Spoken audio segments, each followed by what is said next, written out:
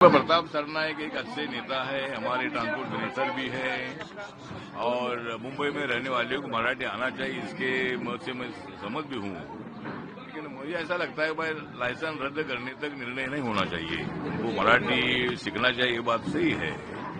लेकिन वो गोर-गरीब लोग यहाँ पेट भरने के लिए आए हैं। मुंबई ने ऐसे लोगों को अपनाया है। अनेक सालों से मराठी लोगों ने दूसरे धर्म, जाति और भाषा के लोगों को मतलब बहुत बड़ा सपोर्ट भी किया है। इसीलिए मुझे लगता है भाई एकदम ऐसा निर्णय लेना ये ठीक नहीं होगा, क्योंकि मुंबई आर्थिक राजधानी है, देश भर के लोग आते हैं, उनका पेट भरता है और इसकी मुंबई की इमेज इतनी फिर ऐसा ठीक नहीं रहेगी, क्योंकि हर जगह पर मराठी तो होना ही चाहिए, लेकिन एकदम लाइसेंस रद्द करने का निर्णय उतना ठीक नहीं है, ऐसा मुझे लगता है।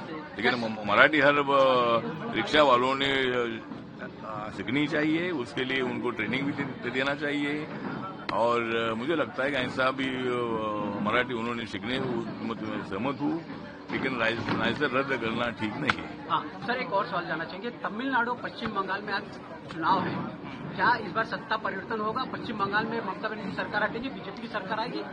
मुझे लगता है कि दोनों भी राज्यों में सत्ता परिवर्तन होगा, क्योंकि जिस तरह मतलब वेस्ट बंगाल में ममता दीदी के 5 साल के कार्यकाल में बंगाल को कंगाल किया है, वहां और हम बंगाल को सोनेरी बंगला बनाना चाहते हैं। नरेंद्र मोदी जी का विजन है कि वहां के हर आदमी को न्याय देना है, वहां का जो पॉलिटिकल क्रिमिनलाइजेशन है उसको खत्म करना है और हर आदमी की सुरक्षा करनी है।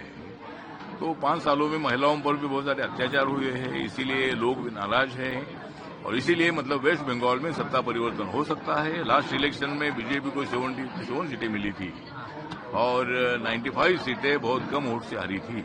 तो इस वक्त का मामला ऐसा है कि जरूर नरेंद्र मोदी जी पर लोगों का विश्वास है और अभी महिला आरक्षण का जो बिल है, ये भी बिल इन्होंने ठुकराया है अपोजिशन ने, ममता बनर्जी की पार्टी के लोगों ने मतलब अपोजिशन में वोटिंग किया है।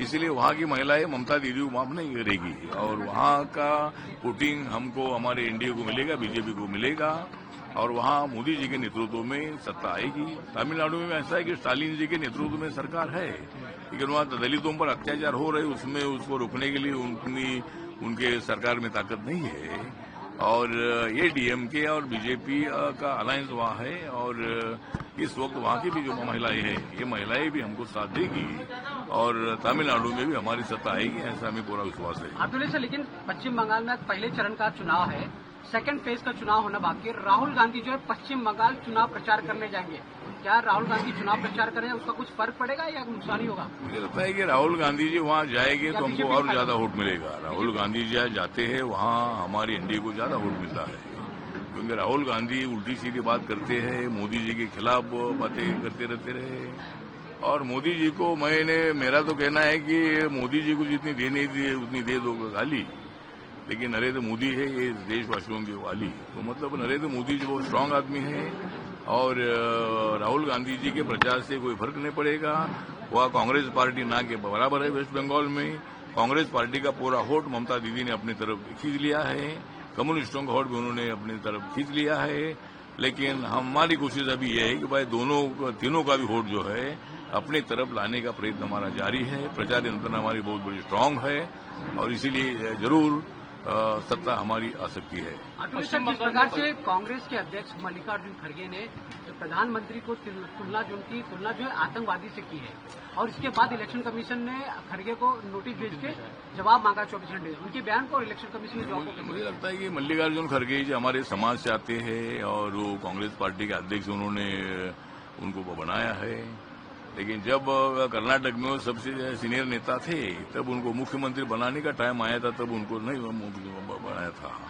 लेकिन ठीक बात, वो तो बात अलग है, लेकिन मल्लिकार्जुन खड़गे जी बहुत ज्यादा मोदी जी के खिलाफ बोलते हैं और उसका मुंह हम बंद नहीं कर सकते हैं, लेकिन मोदी जी को आतंकवादी बोलना ठीक नहीं है। मोदी जी आतंकवादी नहीं है, मोदी जी अम्बेडकरवादी गांधीवादी है और उनको आतंकवादी बोलना बिल्कुल ठीक नहीं है।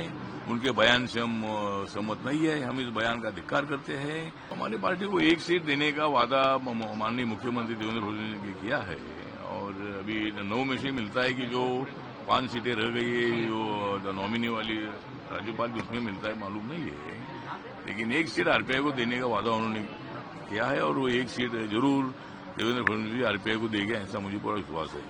सर, पप्पू यादव जो एमपी है आपके ही साथ निर्दलीय इंडिपेंडेंट है, जिस प्रकार से उनका स्टेटमेंट आया महिलाओं को लेके कि लगभग जो है राजनीति में महिला एंट्री होती है, उनकी जब एंट्री होती है लगभग 90% महिला जो है पॉलिटिशियन के बेड के साथ उनके साथ सोती है, इस प्रकार से शब्द का इस्तेमाल किया पप्पू यादव ने। मुझे लगता है कि मतलब बिहार में है पप्पू, लेकिन दिल्ली में रहता है अप्पू।